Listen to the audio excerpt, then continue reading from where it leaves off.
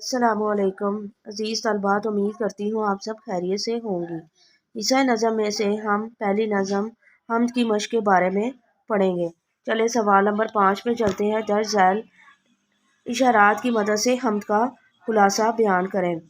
دلوں پر اللہ کا قبضہ، نافرما بندہ۔ اس کا مطلب ہے کہ اللہ کی نافرمانی کل کائنات پر محیط ہے اور وہ دلوں پر حکومت کرتا ہے، یہ اسی کی حکومت کی شان ہے۔ اگلا ہے اللہ کی بندگی کا حق کس سے ادا ہو، یعنی کہ ایک نافرما بندہ بھی جو ہے وہ بھی اس کا ہمسرا ہے، اگرچہ اس کا حق تمام تر حقوق پر مقدم ہے، مگر بندے کے لیے اس کے حقوق ادا کرنا انتہائی مشکل ہے۔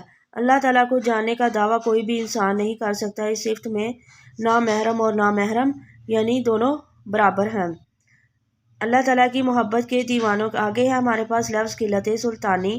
اللہ تعالیٰ کی محبت کے دیوانوں کی نگاہوں میں بڑے بڑے تخت و تاج کی کوئی حیثیت نہیں، ہر شے پر محیط ہے، یعنی کہ ہم انسانوں کو اگر کوئی رنج و غم بھی پہنچتا ہے تو صرف وہی ذات ہر چیز پر قادر دکھائی دیتی ہے، ہر طرف اس کی خوشبو ہے۔ مطلب کہ اللہ تعالیٰ کے پیغام کو صرف انسان ہی نہیں بلکہ صبا پھولوں کی مہک کی شکل میں پھیلاتی نظر آتی ہے۔ حالی کا بیان سب سے جہاں، اس کا مطلب ہے کہ اے حالی، جیسے انہوں نے اپنے آخری شعر میں بھی کہا تھا کہ اے حالی تیرا رنگ بیاں سب سے جدا ہے۔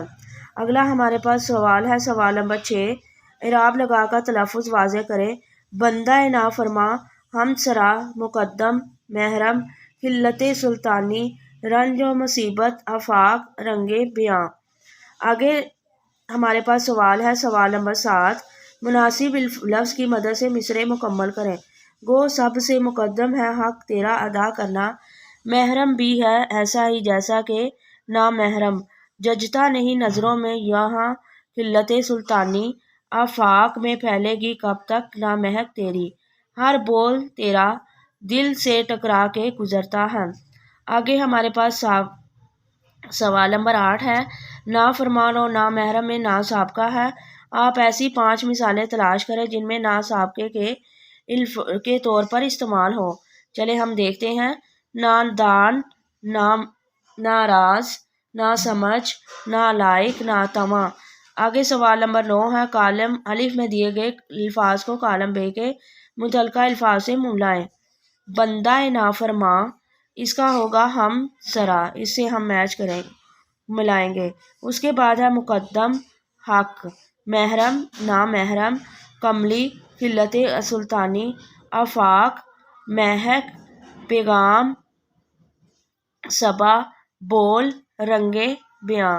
اگلا ہمارے پاس، اچھا بچوں، شعر کے اندر کچھ ٹرم استعمال ہوتی ہیں۔ چلے ہم قافیہ کے بارے میں پڑھتے ہیں۔ شعر کے آخر میں آنے والے ہم آواز الفاظ کو قافیہ کہا جاتا ہے۔ یہ شعر میں قافیہ تبدیل ہوتا ہے، تاہم ان کی صوت یعنی کہ آواز، یعنی کہ ان کی جو آوازیں ہیں بولنے کے اعتبار سے جو ہوتے ہیں نا، ایک جیسے ہیں۔ قافیہ کی جمع قوافی ہے۔ قافیہ کی چند مثالیں دیکھیں۔ دل ناداں تجھے ہوا کیا ہے، آخر اس درد کی دوا کیا ہے، ہم ہیں مشتاق اور وہ بیزار، یا الہی یہ ماجرا کیا ہے، جان تم پر نثار کرتا ہوں، میں نہیں جانتا دعا کرتا ہوں۔ اب اس میں یہ دیکھیں، ہوا، دعا، یہ بولنے کے اعتبار سے ایک جیسے ہیں لیکن لکھنے کے اعتبار سے مختلف ہیں، تو اس کو ہم کیا کہیں گے؟ قافیہ۔ آگے ہمارے پاس اگلی جو شعر کے اندر ٹرم استعمال ہوتی ہے وہ ہے ردیف۔ ردیف کے لغوی جو معنی ہوتے ہیں سوار کے، پیچھے ہٹنے والے کے ہیں۔ شعر کے آخر میں آنے والے لفظ یا الفاظ کے مجموعے کو ردیف کہا جاتا ہے۔ چونکہ یہ لفظ یا الفاظ قافیے کے بعد آتے ہیں اس لیے انہیں ردیف کا نام دیا گیا ہے۔ ہر شعر میں ردیف کا لفظ یا بہو دہرائے جاتے ہیں اور ان میں کوئی تبدیلی نہیں ہوتی۔ ردیف کی چند مثالیں دیکھیں۔ کوئی امید بر نہیں آتی، کوئی صورت نظر نہیں آتی، موت کا ایک دن معین ہے، نیند کیوں رات بھر نہیں آتی، پہلے آتی تھی حالے دل پہ ہنسی، اب کسی بات پر نہیں آتی۔ اب یہ دیکھیں، ان اشعار میں الفاظ نہیں آتی ردیف کی مثالیں، یہ دیکھیں نہیں آتی، پہلے شعر کے 2 مصروں میں نہیں آتی، یہ الفاظ بغیر کسی تبدیلی کے ہر شعر میں دہرائے گئے ہیں۔